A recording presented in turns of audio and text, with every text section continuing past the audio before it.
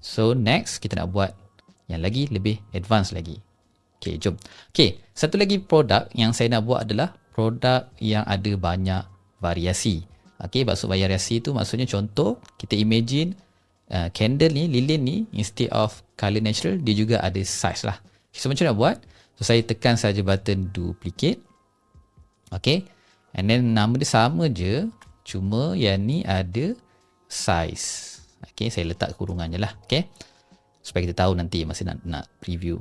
Alright, so duplicate je yang lain-lain. Image duplicate, inventory pun tak perlu duplicate lah sebab kita nak setiap size ni ada stok lain-lain. Kita hanya perlu duplicate image saja. Okay, saya tekan button duplicate.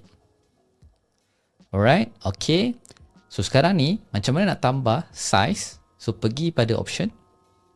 Okay, option dulu bukan variant, option dulu. So sekarang ni kita nak tambah produk ni, bukan saja boleh add to cart tapi juga customer boleh pilih size. So tekan add option, select, tulis je kat sini size, tekan add.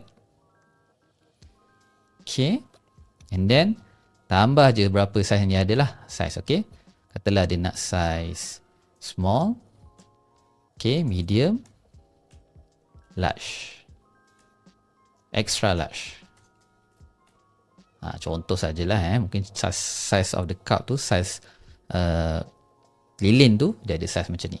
Okay, lepas dah selesai letak kat sini, and then pergi pada variance okay, and then kat sini lah you boleh customize sedikit lah. You nak customize harga nak tukar ke, ataupun you nak letak variant ni ada gambar tertentu ke, pun boleh buat jugalah.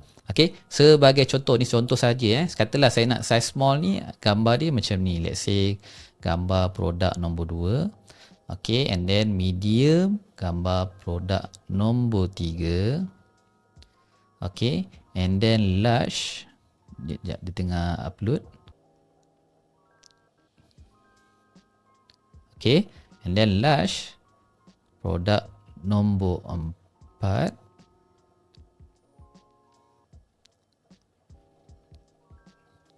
Dan juga extra large lah, produk nombor 5. Okay,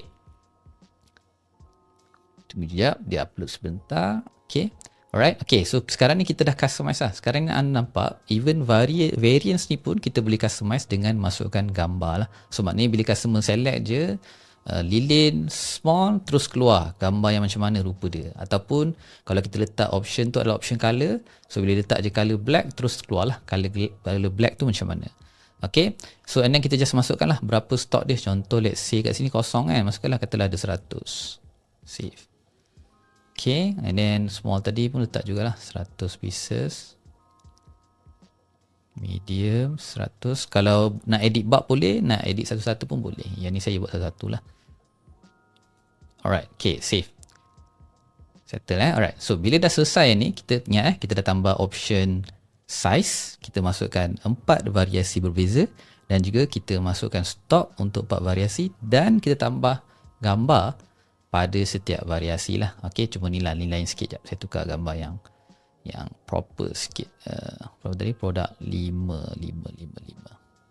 Okay, ni tak cantik, tiba-tiba yang ni macam ni pula dia punya style kan, so kurang. Okay, right. So pergi balik ke item ni dan tekan button preview lah. Okay, sekarang kita dah nampak dah kita punya produk ni. Tadi kan hanya ada warna saja, betul tak? Saya tengok ulang balik Yang ni macam ni saja. Okay, dia tak ada apa-apa option ke variasi ke, tak ada.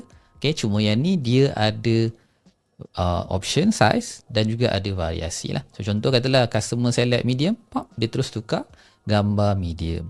Okay, sama juga kalau select large, dia tukar pada yang gambar large. So kalau kita letak harga berbeza sikit pun, contohlah large dengan extra large ni tambah RM10 katakan.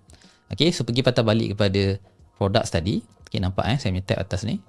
Klik pada variance. Untuk size large dengan extra large, kita nak charge mahal sikit lah. Okay, mungkin tambah lagi RM10 ke.